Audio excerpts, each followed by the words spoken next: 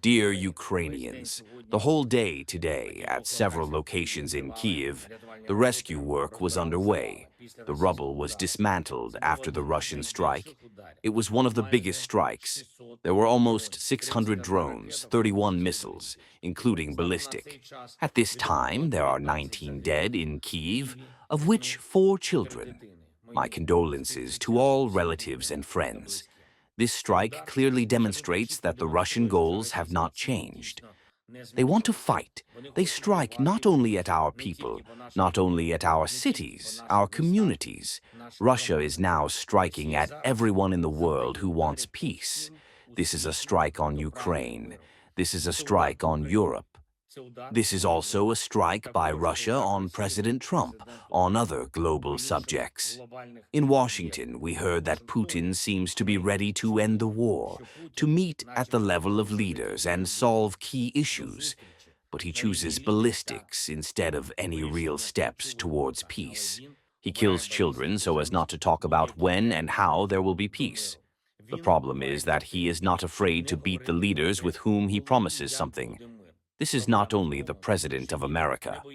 This also applies to the countries that are still trading with Putin, such as China or India, other countries of Asia, Latin America. Russia is simply attracting their allies with such blows, such killings of people. Today, there were many principled reactions to this Russian evil. The leaders of Europe are principled in this, public leaders, politicians in many countries. I am grateful to everyone in America who has now felt how inhuman this blow is, what the desire for war is behind it. Now, when everyone is trying to end the war, Russia is beating in ordinary houses, in an ordinary city. The force is directed by groups of people who deliberately add missiles to the drones so that there is more damage. Kharkiv is going through it. Sumy, Kherson, Zaporizhia, our cities, our communities. We need a clear answer from the world to this evil. There are no deadlines that Putin has not broken. There are no diplomatic opportunities that would not be ruined by Russia. We need strong steps. And I thank everyone who understands this. We need sanctions. We need tariffs on those who sponsor this war one way or another. Today I spoke with Ursula von der Leyen, in particular about a new sanctions package and about the coordination of our diplomatic work. I spoke with President Erdogan of Turkey, in particular about the fact that the Russian blow proves that Putin does not respect anything of what he promised. The world must force him to fulfill promises, force him to stop the war.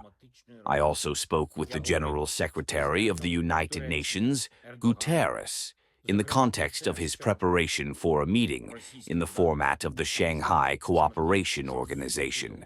These will be the meetings of China. Unfortunately, China allows Russia to fight. This is how it looks. And although there were many statements from China that it is impossible to expand the war, it is necessary to stop the war. But there really are no strong steps to this. We need to convince global subjects that they should act.